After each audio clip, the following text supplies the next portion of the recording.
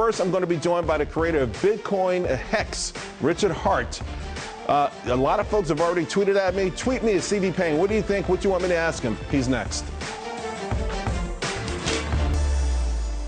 So as everyone knows, it's been a real rough period for crypto investors, and many are actually saying, though, that this turmoil is having something of a cathartic effect, right? In the sense that, listen, it gets rid of the poorly run coins and companies and even some bad actors. Meanwhile, the community itself has really turned into a whole bunch of individual tribes, a lot of believers, of course, committed to their favorite coins.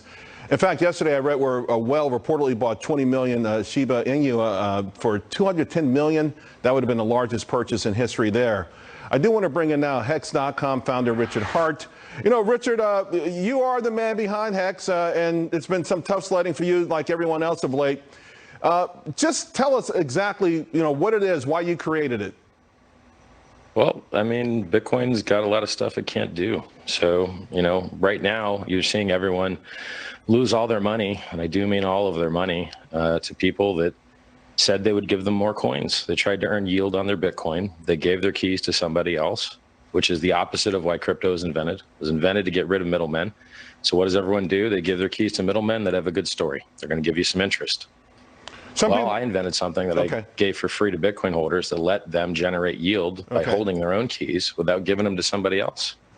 So I did some research, and I want to just ask you about a couple of things, because you've got some detractors out there. It might be a easy way to say the biggest problem with Hex is that the answers you just referred to being paid, but the token doesn't generate revenue, so the only place money can come from is other investors.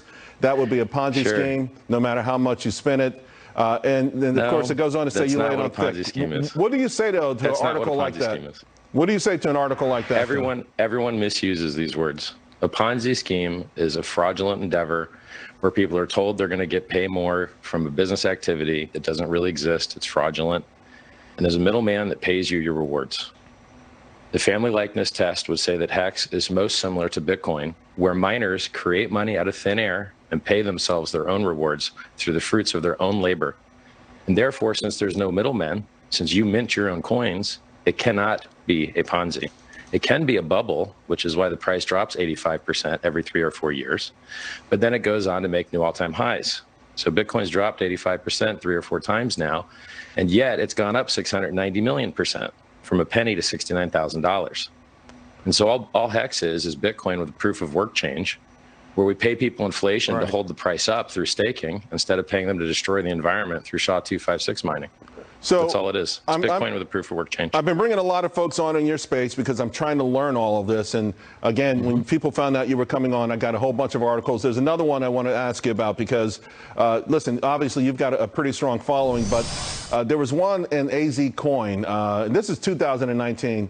And it says worrisome. Hex founder Richard Hart was revealed to be a notorious scammer known as the Spam King.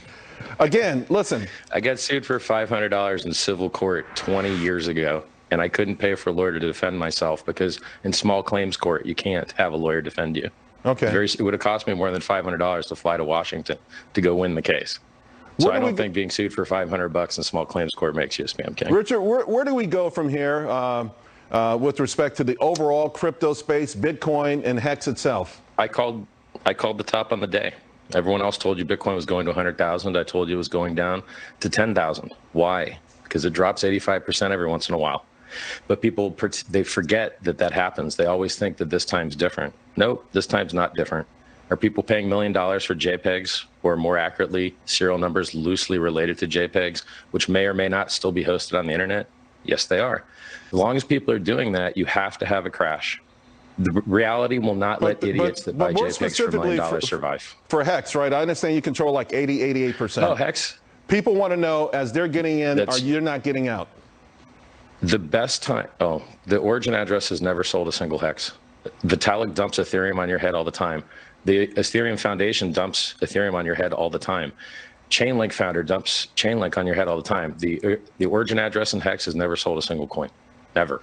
If you want to know who's dumping, just go look. It's all on chain. All of Hex's trading's on chain. Unlike that crap that you see, the fake volume and fake exchange trading you see for all the other coins. All of our stuff's on chain. You can see who sold, when they bought, what other coins they like, when they're locked up for. It's a miracle. It's the most transparent trading in the entire industry. All right. Hey, that's all the time we have. I appreciate you coming on, and I do say, you know, I called the top on the day, right? I did not know that. I did not know that. I'm waiting for you to call. I thought you were going to come on the show and call the bottom. No, that's what I'm looking for. I'll call the bottom when it's 11K. All right, and then maybe we go a little deeper. Sounds good. Richard, thank you very much. All right, folks, of course, I want to hear from you all the time, no matter what it is, to comment on the show. For the guests,